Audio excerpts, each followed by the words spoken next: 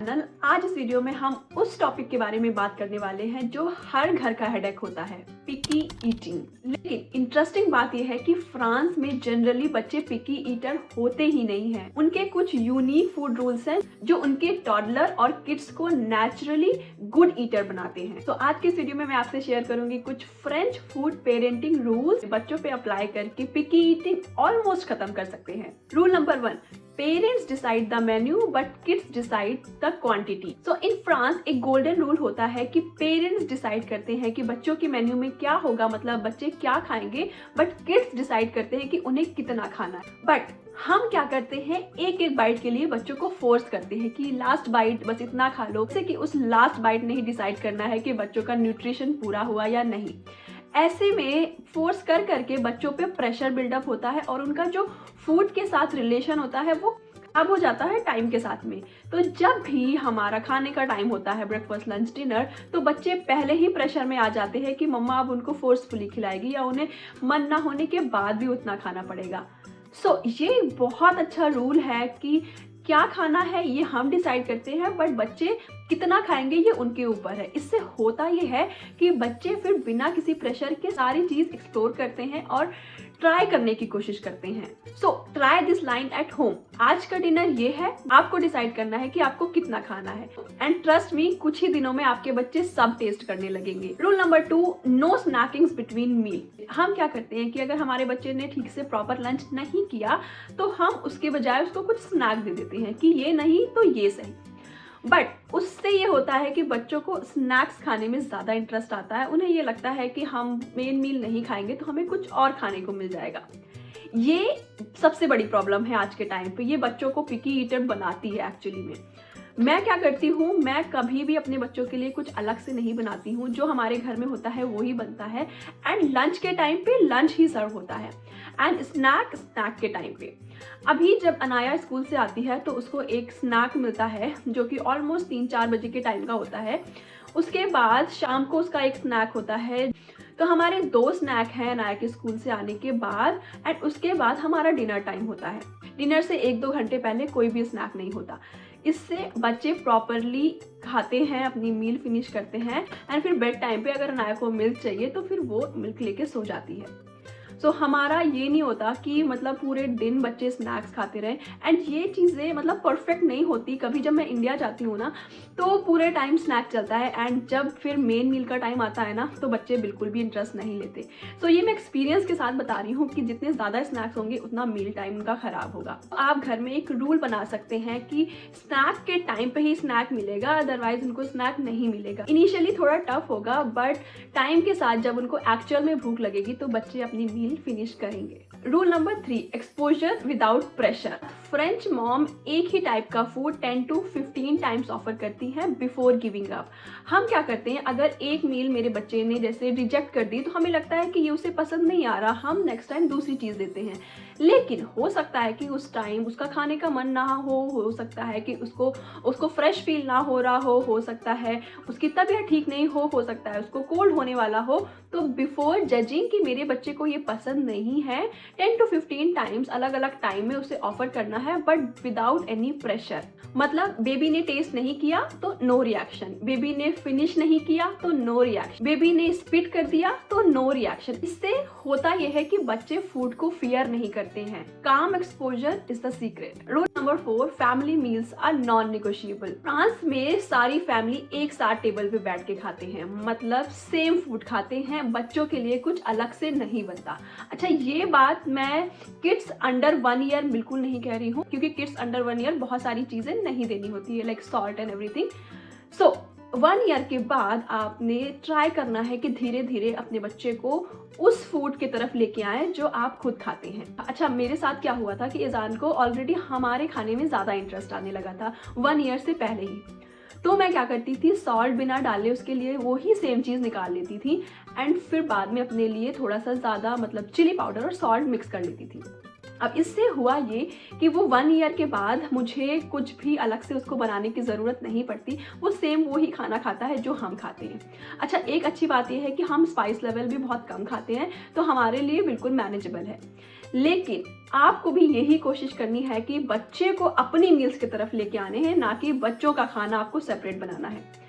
मैं एक्सपीरियंस से बता रही हूँ, मैंने ऐसे बहुत सारे लोगों को देखा है जिनके बच्चे 2, ढाई, 3 साल के भी हो चुके होते हैं और फिर भी वो अलग से बच्चों के लिए खिचड़ी, दलिया, वो सब चीज़ें बना रहे होते हैं। जिनके पास हेल्प है उनको तो शायद ये ईजी लगता होगा, लेकिन यहाँ बिना हेल्प के मुझे ऑलरेडी खाना बनाना एक टास्क लगता है।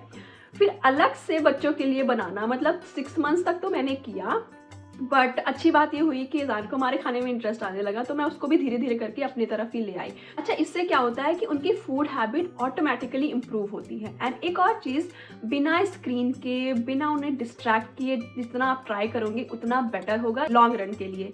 हम क्या करते हैं, बच्चों को किसी तरह डिस्ट्रैक्ट करके टॉयज़ में या फिर स्क्रीन दिखा के खिलाते हैं। इससे बच्चे, उनको ये समझ आ जाता है कि बिना स्क्रीन के तो हम खाना ही नहीं खाएंगे। वैसे तो मेरे बच्चे स्क्रीन फ्री हैं, लेकिन मैंने बहुत लोगों को देखा है स्ट्रगल करते हुए इस चीज़ से। वो मुझे बताते हैं कि अर्शी, मेरे बच्चे तो बिना स्क्रीन के खाना नहीं खाते। तो मैं ये सोचती हूँ, उनको स्क्रीन पता ही कैसे चली? उन्होंने पैदा होते ही उनको तो नहीं पता चल जाता कि स्क्रीन देख के ही हम खाना खाएंगे।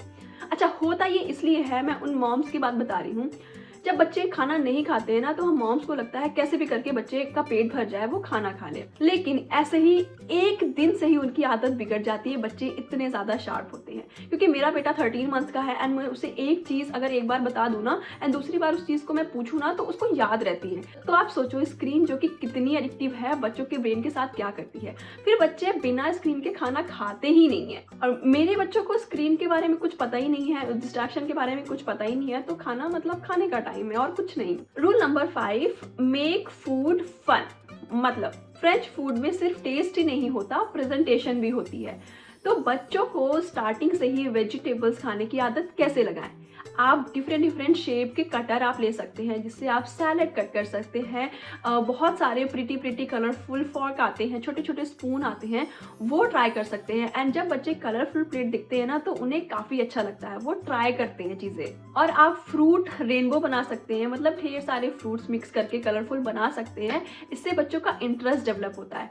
अच्छा, एक फ़नी बात मैं बता दूँ, मैं मेरी बेटी को मतलब वो ही चीज़ें इंट्रोड्यूस कराई थी जो हम सब खाते हैं, different type of fruits, vegetable. And एक फनी बात ये थी कि मैं अभी ग्रोसरी करने गई थी इंडियन स्टोर, तो मेरी बेटी भी मेरे साथ थी एंड उसने क्या डिमांड करी कि उसे क्या खाना है। जनरली लोग कुकीज़ हो गई या फिर कैंडीज़ हो गई, ये सब चीज़ें, या फिर जूसेस हो गए, ये सब चीज़ें मांगते हैं। बट मेरी बेटी ने मतलब काफ़ी 2-3 हफ्ते हो गए थे, ऑरेंजेस हमारे घर में नहीं आए थे क्योंकि ख़राब आ रहे थे उस टाइम पे, तो हमने बंद कर दिए थे। वहाँ पे मेरी बेटी ने देखा ऑरेंजेस, उसने कहा कि मम्मा मुझे ऑरेंजेस चाहिए। दूसरी चीज़, उसने पपाया मांगा। मतलब 2-3 चीज़ें ऐसी थी ना, मतलब कि अगर बच्चे ये डिमांड करें ना, तो हम पेरेंट्स मतलब खुश हो जाते हैं कि हमारे बच्चे ये चीज़ें डिमांड कर रहे हैं। एंड जब हम घर में लेके आए ना, तो वो मांग के खाती है कि मम्मा मुझे पपाया नहीं मिला आज, मम्मा मुझे ऑरेंज नहीं मिला आज। तो आप घर में चीज़ें वैसे ही रखोगे ना, तो बच्चे भी फिर वही चीज़ें डिमांड करेंगे। Rule number 6, slow eating, no rushing. हम क्या करते हैं, अक्सर हम अपने मील टाइम को इतना रश बना देते हैं कि जल्दी करो, टाइम हो रहा है। मॉर्निंग में बच्चे लेट उठते हैं, स्कूल के लिए लेट हो रहा होता है, और हम उन्हें रश करते हैं कि जल्दी करो वरना स्कूल बस चली जाएगी, स्कूल के लिए लेट हो जाएगा। ऐसे में बच्चों का ना फूड के साथ एक कनेक्शन नहीं बिल्डअप हो पाता है। फ्रेंच कल्चर में स्लो ईटिंग मतलब माइंडफुल ईटिंग। बच्चा टाइम ले, च्यू करे, एक्सप्लोर करे, कनेक्शन बनाए फूड के साथ, तो वो फूड को रिजेक्ट नहीं करता है। So try to keep meal time slow and peaceful. बच्चों को 15 से 20 मिनट्स आराम से खाने दीजिए, बच्चा जैसे खाना चाहता है। Rule number 7, introduce variety early. हम बच्चों को जितनी जल्दी चीज़ें इंट्रोड्यूस करा देंगे, उतना ही हमारे लिए अच्छा है। मैंने अपने बेटे को एग 7 या 8 मंथ्स में इंट्रोड्यूस करा दिया था एंड वो आराम से एग खाता है। मतलब उसको हर टाइप का एग, लाइक बॉइल्ड एग हो गया, ऑमलेट हो गया, उसको सब पसंद आता है। तो जितनी जल्दी आप वैरायटी उनको इंट्रोड्यूस कराएंगे ना, उतना ही वो रिजेक्ट नहीं करेगा बाद में। हम क्या करते हैं, बच्चों को ढेर सारी वेजिटेबल्स नहीं इंट्रोड्यूस कराते हैं, फिर बाद में जब वो 4 साल 5 साल के हो रहे होते हैं ना, तो हमें ये कंप्लेंट रहती है कि हमारे बच्चा तो ये चीज़ें खाता ही नहीं है, क्योंकि स्टार्टिंग में उसको टेस्ट मिला ही नहीं है वैसा। एंड हम एक और गलती करते हैं, हम हर चीज़ में सॉल्ट, पेपर या फिर शुगर ऐड करने की कोशिश करते हैं, क्योंकि हमें लगता है इसमें तो कोई टेस्ट ही नहीं है।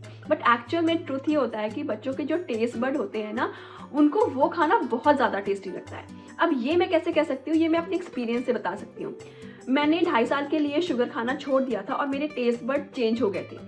मतलब फ्रूट जो मैं खाती थी ना, वो मुझे एक स्वीट की तरह टेस्ट आता था। हर चीज़ मुझे बहुत अच्छी टेस्ट लगती थी। सेम चीज़ बच्चों के साथ भी है कि जब हम 6 मंथ्स पे, 7 मंथ्स पे, 8 मंथ्स में उनका फूड प्रिपेयर कर रहे होते हैं और हम टेस्ट करते हैं तो हमें लगता है ये क्या ब्लैंड फूड है, उसको खुद भी नहीं अच्छा लग रहा होता।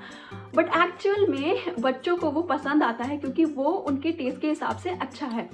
जो रियल टेस्ट होता है फ्रूट का, वेजिटेबल्स का, वो उन्हें ज़रूर इंट्रोड्यूस करा है, ना कि उसमें ढेर सारी चीज़ें मिक्स करके, जिससे बच्चों को पता ही नहीं चल पाता कि एक्चुअल में वेजिटेबल्स का टेस्ट होता क्या है। हम एक और गलती करते हैं कि हम चीज़ों में छुपा छुपा के वेजिटेबल डालते हैं जिससे को पता ना चल पाए बच्चों को और बच्चे खा लें। इस चीज़ का मैं कहूँगी कोई फ़ायदा नहीं है, बच्चों को पता ही नहीं है कि वो क्या खा रहे हैं और ऐसे में आप कब तक करते रहोगे। तो as a whole food, as a whole broccoli, carrot बच्चों को इंट्रोड्यूस कराएं सो दैट उन्हें पता हो कि एक्चुअल में इसका टेस्ट कैसा होता है। सो मॉमीज, ये थे फ्रेंच रूल जो आपके पिकी ईटिंग बच्चे को थोड़ा बेटर बना सकते हैं, उनकी फूड हैबिट थोड़ा इम्प्रूव हो सकती है अगर आप इन रूल्स को धीरे धीरे अपने घर में अडॉप्ट करो तो। आई प्रॉमिस टाइम लगेगा लेकिन रिजल्ट आपको जरूर दिखेगा। सो अगर आपको मेरी ये वीडियो हेल्पफुल लगी हो तो please like, comment and subscribe my channel. मिलते हैं आपसे नेक्स्ट वीडियो में। Thank you for watching.